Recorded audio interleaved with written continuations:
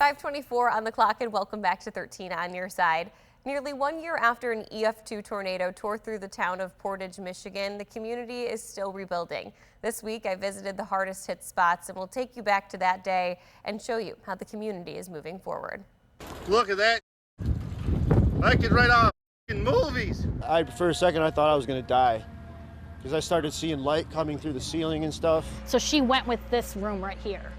And then Mark ended up in the yard. We helped over 400 families in the 3 weeks immediately following the storm with food, clothing, and personal care items. In excess of 100 businesses and 600 to 700 homes damaged in one way or another. What's the last year been like for me? I've never been under social stress in my whole life. Nearly 1 year ago, an EF-2 tornado ripped through the town of Portage, Michigan, leveling homes like this one behind me, leaving behind a trail of destruction lasting 11 miles long and devastating businesses. Some they were able to pick up the pieces and kind of get back within a few weeks. Others are still struggling. My wife's parents bought this after World War II, 1947. They've had it for 75 years. And along comes this tornado and destroyed everything. Millions of dollars worth of damage to the community. FEMA, we applied shortly thereafter. It was initially denied. Governor Whitmer did appeal that decision. And unfortunately, in mid to late January, we received word that that appeal was denied. The City of Portage is receiving $1 million for a business relief program. We are actively reviewing those applications, and we expect funds to be going out in the next few weeks. Paul Meyer's hopeful to receive some of those funds, but in the meantime, when your back's at the wall, you go to work. So what was here before? It was a house. It was all knotty pine inside. It's been there since 1948. It's a mess. It doesn't get any worse than this. If somebody would have been in either one of these houses, they wouldn't have made it. But this is what happens with a tornado.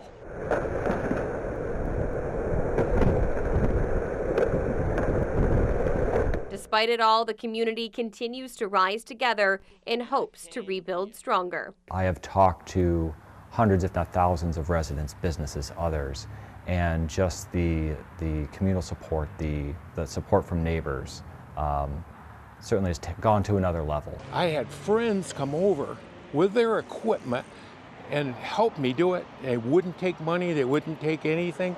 They just wanted to help out.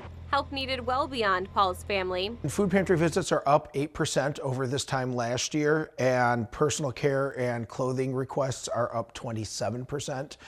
Most of that is due to families still impacted by the storm. Impacts that the city and community center expect to last well into 2025. You can be preventative in the sense that be reasonable about it, but when something as major as a tornado happens, there's nothing you can do. And it's the aftermath that counts, what you're going to do about it.